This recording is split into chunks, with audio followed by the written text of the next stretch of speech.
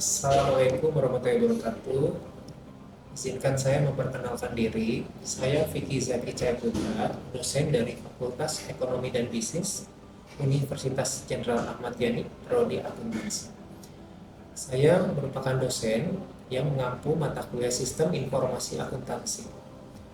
Untuk mata kuliah Sistem Informasi Akuntansi itu terdiri dari 3 SKS yang merupakan lanjutan dari mata kuliah Pengantar Teknologi Informasi dan Sistem Informasi Manajemen.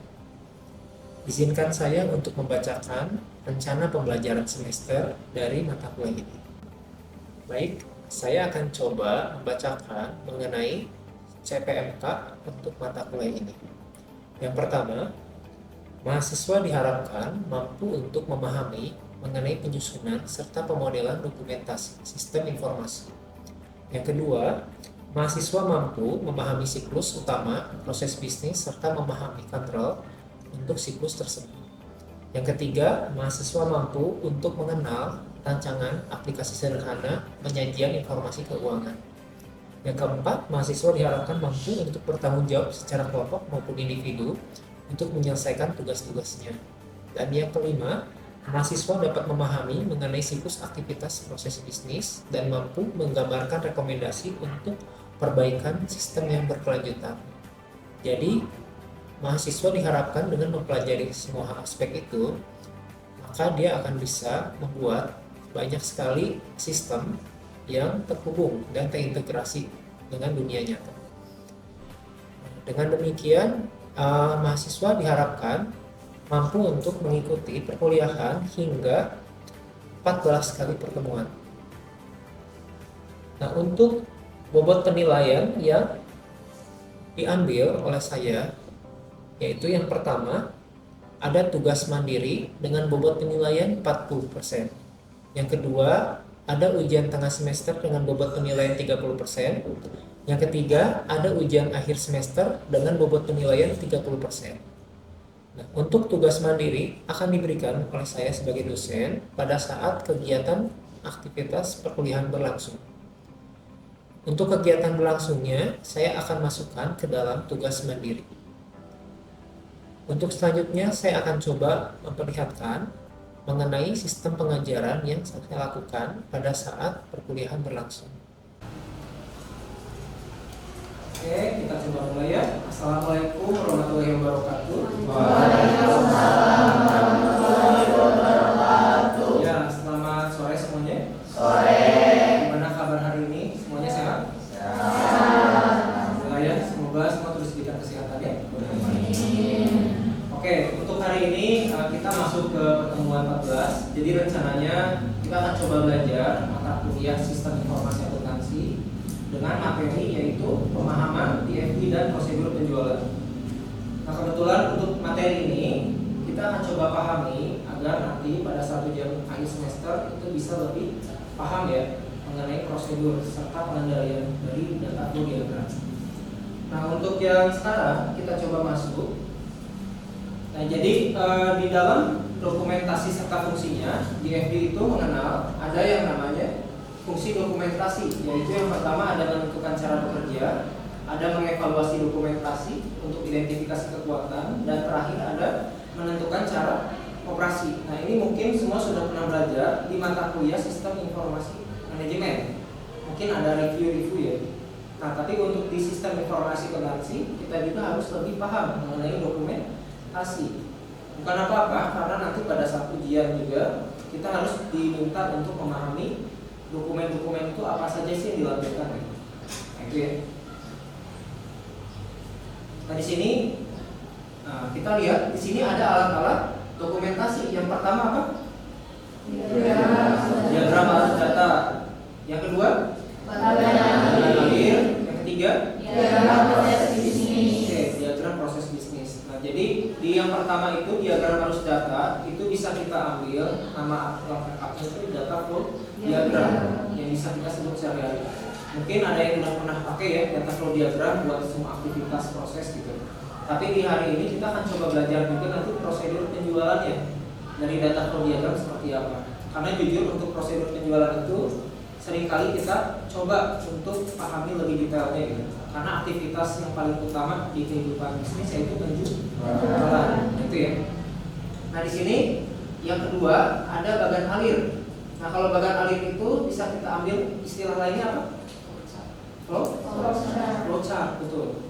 Jadi flowchart itu istilah lain dari bagan alir. Gambarannya flowchart itu ada flowchart apa aja? Ada yang ingat nggak?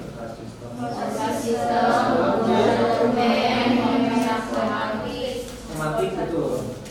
Flowchart program ya, jangan lupa. Ada juga satu lagi flowchart proses. Jadi total flowchart itu ada 5. Nah yang sering dipakai flowchart apa? Dokumen. Mungkin sering pakai ya dokumen, karena kita sering pakainya ya lebih mudah ya buat membuat apa ya prosedur-prosedur yang ada ya, menyusun prosedur yang ada. Yang ketiga terakhir ada diagram proses bisnis. Kalau diagram proses bisnis itu lebih cenderung kita memproseskan suatu aktivitas. Nah, itu. Jadi biasanya gambarannya itu lebih panjang. Contohnya kayak gini. Kalau diagram proses bisnis kalau kita lihat ya. Bentar ya. Nah, dia panjang ke kanan. Di sini kita bikin aktivitas apa? Dari ke bawahnya sama. Nah, ini divisi apa? Dan ini ada gambaran aktivitasnya. Nah, itu. Jadi ke kanan itu. Arahnya itu terus ke kanan.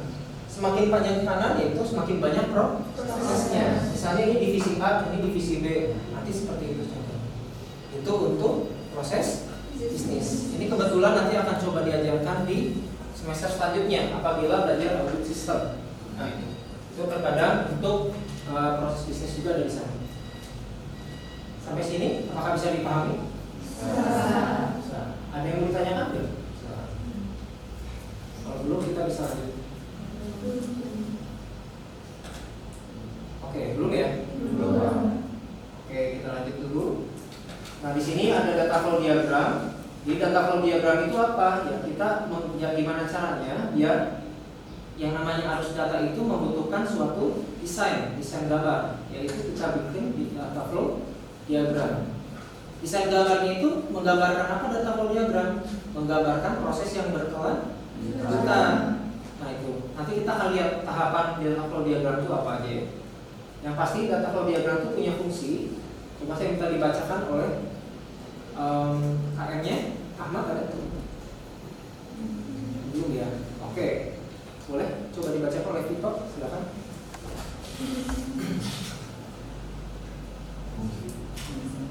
Fungsi dari data flow diagram satu, memungkinkan profesional sistem untuk menambahkan sistem sebagai suatu dari profesional. Kedua, pembuatan model berdasarkan fungsi sistem yang lebih kompleks. Tiga, konsep yang digunakan mudah dikomunikasikan oleh profesional sistem kepada pemakai maupun pembuat program. Oke, terima kasih ya.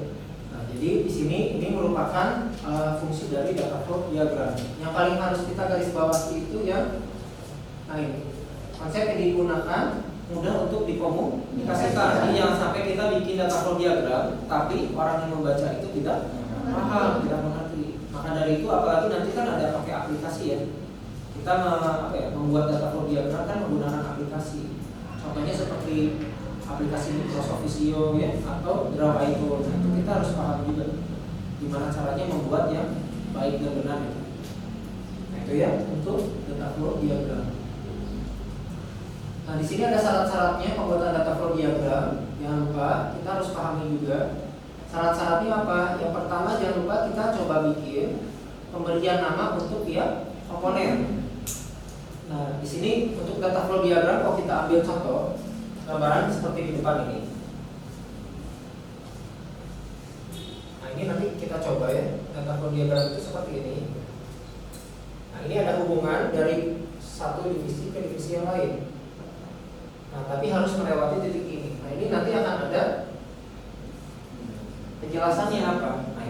Nah, itu penjelasannya itu harus bisa kita hubungkan dengan nama dari tiap ini. Nanti kita coba ya kedepannya ini sengaja saya bikin gambarnya di akhir biar penasaran gitu data flow diagram itu kayak gimana. Barangkali belum pernah lihat. Oke. Tapi di sini ada yang udah pernah lihat belum? Udah, sedikit-sedikit ya. Oke. Nanti kita coba lihat yang banyaknya ya, siapa tahu. Nah, yang kedua, di sini ada pemberian nomor dari komponen proses ya. Nanti ada penomoran juga, biasanya ada di dekomposisi. Diagram dekomposisi itu ada penomoran. Ini mungkin sudah pernah di-spill ya di mata kuliah SIM ya, kadang karena SIM itu kadang ada flowchart di FI. Tapi kalau belum kita bisa pelajari lagi. Yang ketiga, ada juga penggambaran di FI harus enak dilihat. Ingat, kita menggambarkan sesuatu itu harus enak untuk dilihat. Jangan sampai enak dilihat kita sendiri, tapi orang lain udah suka gitu. Apalagi nanti kalau bikin pakai aplikasi itu harus jelas juga gambarnya ya.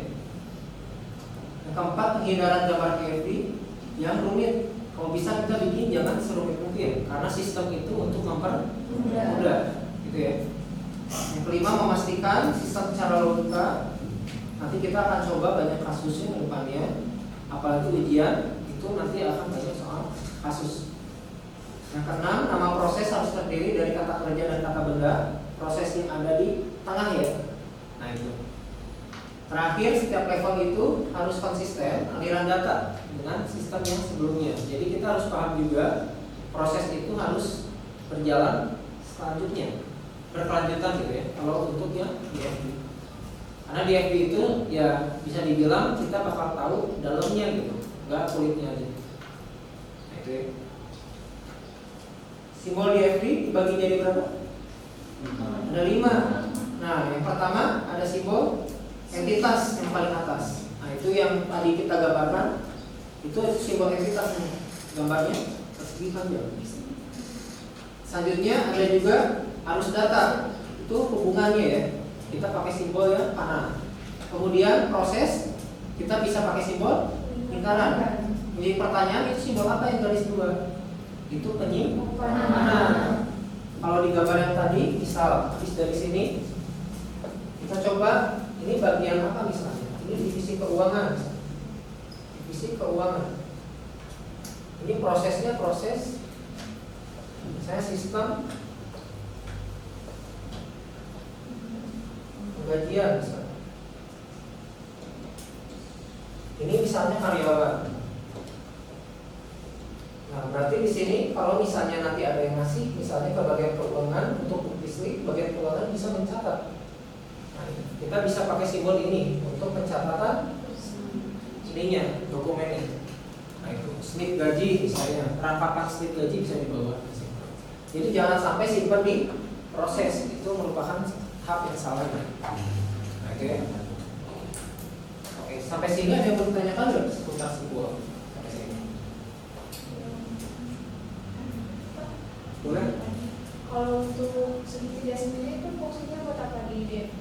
Oke, pertanyaan bagus. Jadi untuk segitiga sendiri itu dipakai untuk kebutuhan pengendalian. Jadi pada saat kita sudah melakukan audit, karena audit itu bagi 2, ada audit keuangan dan audit sistem. Bahkan ada juga audit kinerja, pengendali mutu ya. Nah, jadi di sini untuk audit sistem dia biasanya menaruh sistem pengendalian internal di bawah apa yang sudah diperiksa gitu. Jadi kalau di tempat tadi kita bisa kasih tanda di bawah persegi itunya, nah, persegi panjangnya. Jadi kasih simbol pengendalian internal bahwa hal tersebut sudah diperiksa gitu. Nah, itu baik, bisa dipahami. Sudah ya. Nah, biasanya dikasih nomor nanti akan dijelaskan tabel pendamping juga. Nah, jadi nanti akan ada tabel khusus, mungkin gambar gambar segitiga itu kasih nomor 1 misalnya. Nanti akan ada tabel nomor 1 pencatatan apa gitu. Nah itu ya, ada lampirannya. Oke, ada lagi? Oke, kita lanjut lagi yuk. Nah ini ada contoh ilustrasi untuk data flow diagram. Kalau kita ambil contoh seperti ini data flow diagram yang dasar. Bisa kita lihat ya dari sumber data ke proses, lanjut arus data, lanjut tujuan data. Ini kalau kita ambil contoh ya, misalkan, nah di sini mahasiswa melakukan KRS melewati proses ini. Kalau mau melakukan KRS yang pertama harus melakukan apa? Ini contohnya mahasiswa mau ngambil mata kuliah ya di kampus. Mahasiswa pertama menghubungi siapa kalau mau? Dosen apa? Dosen wali. Betul. Di sini dosen wali. Dosen walinya dari sini. Mahasiswa melakukan apa bersama dosen wali? Bimbingan Iya. Nah itu ya. Nah jadi nanti dibimbing buat ngambil KRS-nya apa. Kemudian setelah beres itu, di sini mahasiswa mengisi KRS. Udah beres proses bimbingan, dia mengisi KRS. Kalau ngisi KRS kira-kira ada yang harus disimpan nggak, didokumentasikan nggak sama pihak kampus? Ada. Nanti dari sistem akan menyimpan data tersebut. Nah ini di atas. Setelah beres ini, kita lanjut ke bagian apa? Keuangan. Kita memberikan bukti bahwa kita sudah ngontrak ke sini. Setelah bagian keuangan ya udah, bagian keuangan nanti meluruskan hubungannya ke bagian apa lagi. Ini bisa kita ambil contoh gitu, biar sama gitu ya, pakai kehidupan nyata. Sampai sini bisa dipahami? Ini contoh data flow diagramnya. Karena nanti ke depannya ada data flow diagram level 1, ada apa ya? Ini contoh. Oke. Ada yang mau ditanyakan? Gambar ini?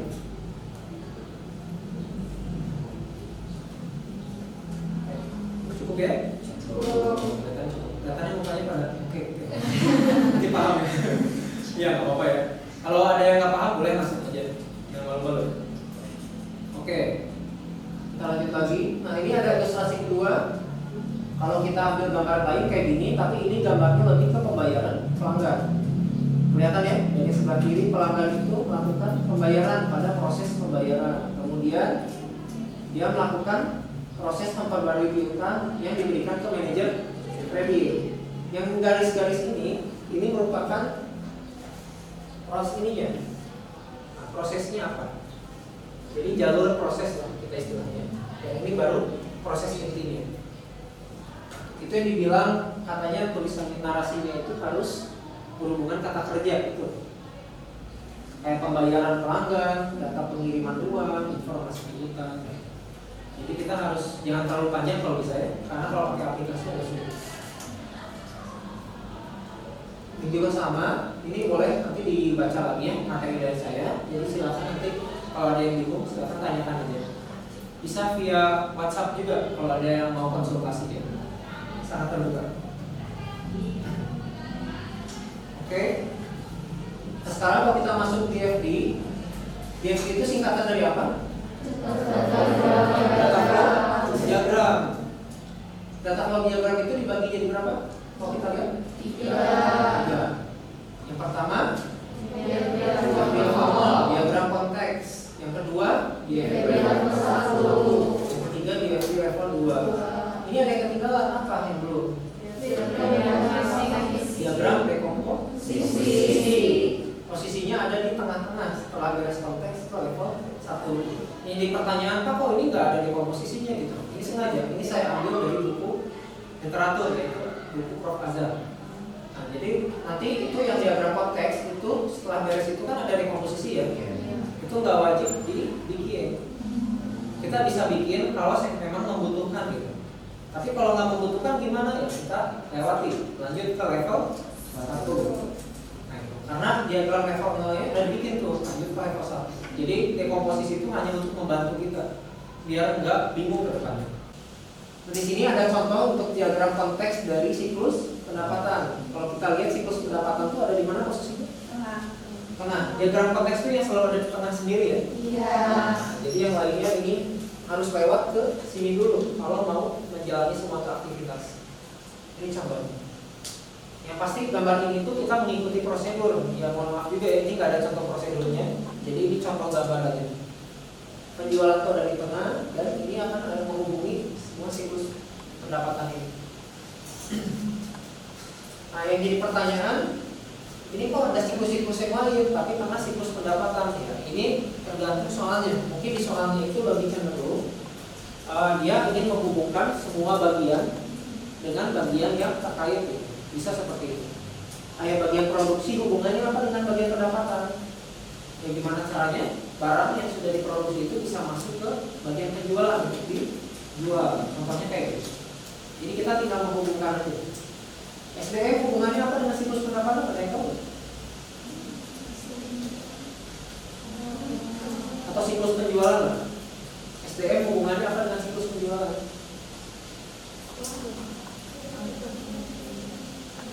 Biar kita bisa tahu siapa yang menjual barang, sales-salesnya siapa aja yang bertugas. Itu logika kita aja. Hubungannya apa? Terus siklus pengeluaran hubungannya apa dengan siklus pendapatan? Pak? Pembelian?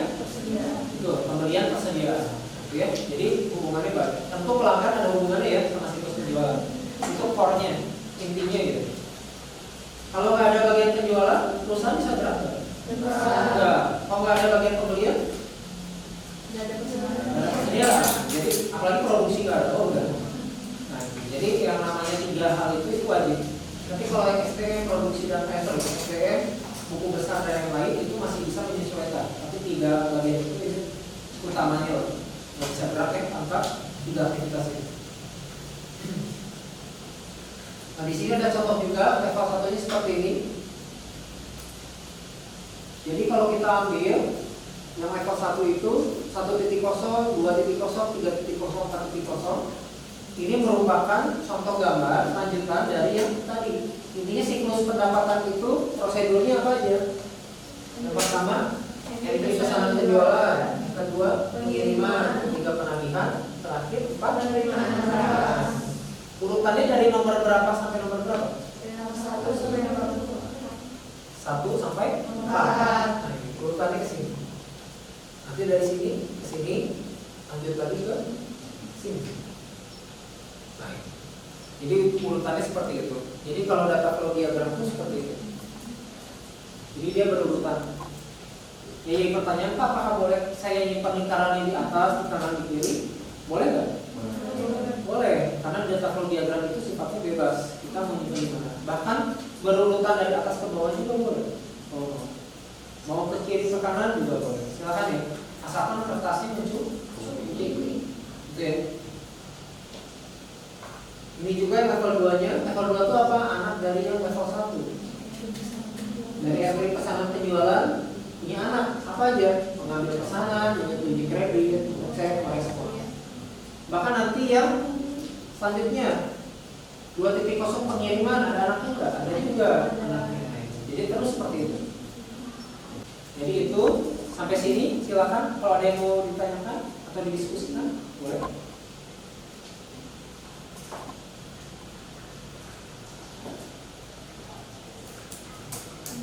Ada yang mau ditanyakan dari sebelah sini silakan.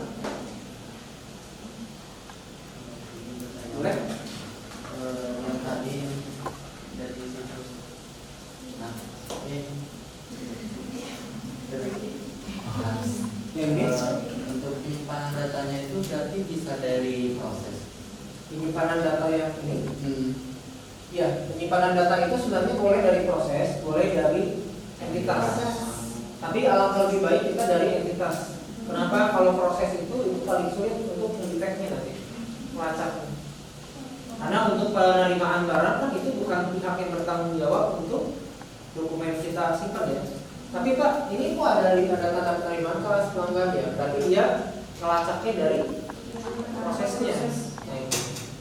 Jadi nanti kita nggak akan bisa melacak dari bagian entitasnya itu. Itu agak berat. Tapi kalau ini nggak apa-apa ya. Kalau emang mau dari proses silakan, mau dari entitas juga boleh. Yang pasti saya mintanya dari entitas, karena entitas itu pihak yang bertanggung jawab. Contohnya kayak gini, saya misalnya punya dokumen, saya kasihkan dokumennya ke Ahmad. Dokumen apa? Dokumen misalnya soal. Ini soal buat latihan teman-temannya, tolong diambil. Kemudian pada saat saya kasih ke Ahmad ada prosesnya di sini. Ada nama prosesnya apa? Proses mengirimkan soal. Nah kalau saya simpan mengirimkan soal ada kayak dokumentasi, berarti saya nyampe ke Ahmad enggak? Belum tentu. Belum tentu sih proses itu nyampe ke Ahmad, baru di tengah-tengah tuh. Kan nggak mungkin langsung didokumentasikan ya. Nah makanya saya kasih dulu ke Ahmad, kemudian Ahmad menerima soal. Bukan soal menerima soal. Ya proses menerima soal kan nggak enak ya. Kita ganti aja namanya jadi Ahmad menerima soal. Makanya di Ahmad si ininya. Dokumennya. Jadi itulah kenapa saya minta dokumen simpan di sana. Tapi kalau dokumennya diproses gini gimana Pak? Berarti dokumennya itu ya bisa kita bilang dia on progress.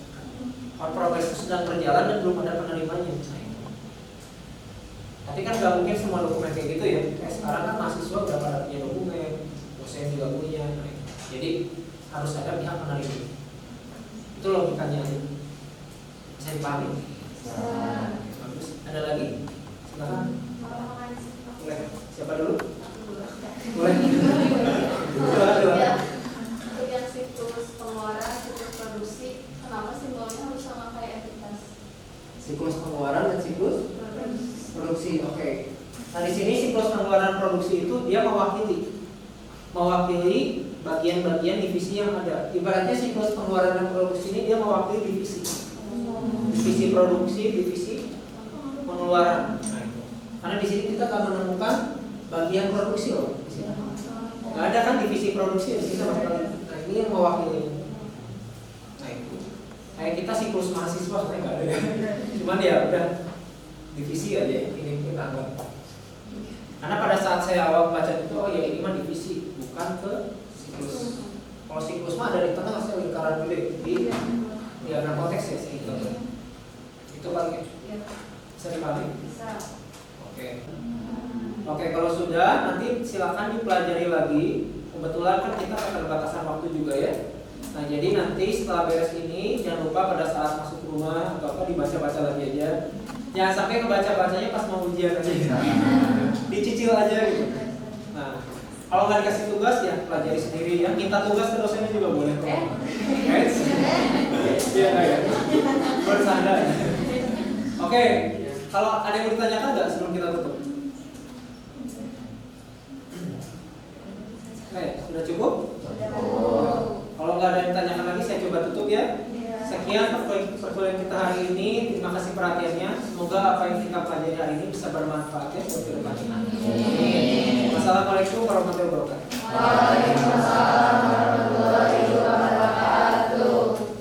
Sekian deskripsi singkat dan cuplikan pembelajaran PDD UKTPT bidang pengajaran sertifikasi dosen 2024. Saya ucapkan terima kasih pada tim panitia serta seleksi Smart Dosen, dan saya ucapkan terima kasih juga pada Dirjen Dikti dan Ristek serta Fakultas Ekonomi dan Bisnis Prodi Akuntansi Universitas Jenderal Ahmad Yani. Sekian, wassalamualaikum warahmatullahi wabarakatuh.